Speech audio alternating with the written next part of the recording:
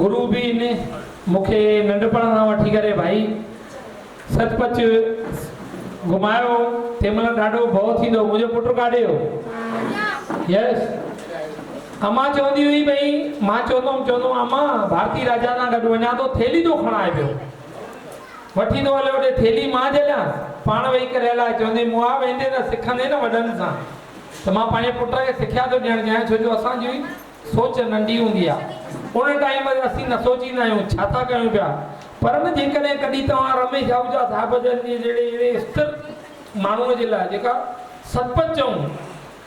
इहो असांजो सौभाग्य आहे जो रमेश आहूजा साहिब हिन शहर ते जन्म वरितो अथऊं सचपच थो चवां पियो अहिड़ी सुहिणी शख़्सियत जेका उल्हासनगर में जनम थी वठे पई ऐं उन जे लाइ घणो कुझु थियणु खपंदो हुयो नथा कयूं इहो बि असांजो दुर्भाग्य आहे छो जो अहिड़ी माण्हू अहिड़ी शख़्सियतुनि जे लाइ असांखे अलाए छा छा करणु खपे कल्ह बि मां करण बाबा सां असांजा विनोद आहूजा संदन जा सपुत्र मूंसां गॾु वेठा हुया ख़ाली विषय निकितो त मां ॾाढी उन जे मथां चर्चा रखी जंहिंखे नील महाराज जन सॼे ब्रह्मण समाज जा हेठि अथव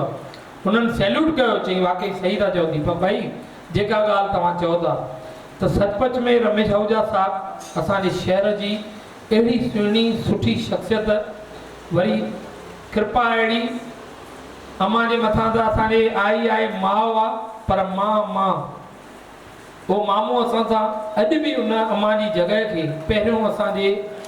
जीवन में जेकॾहिं पप्पू कालाणी हीअं त दुनीचंद कालाणी कीमत राम सभु ईंदा हुया जॾहिं पप्पू हिते हुयो बि न तॾहिं बि अम्मा जे वटि अहिड़ी रहमत अहिड़ी महिर हुई उन्हनि जे सदिके ई असां उन्हनि सां मिलियासीं पर जेकॾहिं अम्मा चवंदी हुई न भई कोई सुठो माण्हू चौथ जे मोकिलाणीअ ते हुजे त सची करे ॿुधायांव अम्मा खे न वणंदा मोए तूं रंग रिंगट थो पैदा करे अम्मा खे वणंदा हुआ अहिड़ा रमेश आहूजा जहिड़ा माण्हू इहा हक़ीक़त अथव चवंदी चीफ गेस्ट करे हिनखे घुराए ॿियो ईअं न आहे त साम्हूं त मां उन्हनि खे इहो थो चवां पियो दीपक पवाईअ ते शिव मंदिर चवंदी भेण हुन भॻवान खे हेठि लाथो आहे हेॾो शाही मंदिर ठारायो अथई ब्राह्मणनि जा बि पुट आहिनि संतनि जा भगतनि जा पुट आहिनि पंहिंजे कम कर्म खे छॾे था वञनि पिया पर सच करे पुछो उन्हनि खे छा सभिनीनि खे बेदीन सभिनीनि खे धंधा आहिनि रमेश आहूजा साहिब खे कोई धंधो कान्हे पर तॾहिं बि टाइम ते उते पहुचे थो हर सॾ में सॾ थो ॾे हर कम में कम थो ॾे तीअं ई हो दीपक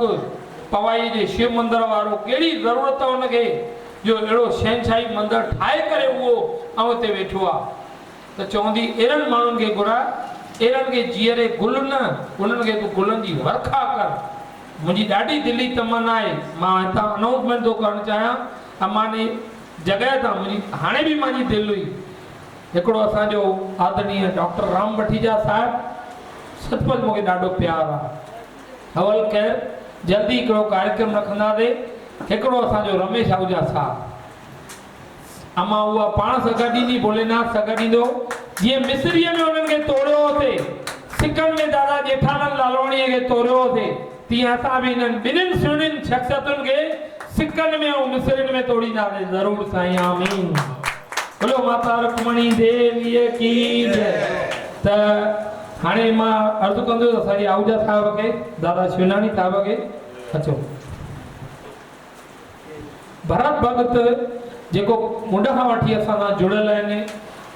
माता जंहिंजे लाइ सुहिणा सुहिणा कविताऊं ॻाईंदा अथव अचो नेॾे अचो भॼन ॻाईंदा अथव ऐं हिननि जी यूट्यूब ते अम्मा जे लाइ सुठियूं सुठियूं शाइरियूं लिखियल अथव उहे पढ़नि था पिया ॾाढियूं सुठियूं सुठियूं शाइरियूं अथव अच्छा हिन तां हिकिड़ी ॿी इहा ॻाल्हि अथव जेकॾहिं हिन सां गॾु फोटो हूंदो त लीडर में ज़रूरु ईंदो हा छो जो न्यूज़ चैनल वारनि जो प्यारो अथव ओके एक भाई राजू भाई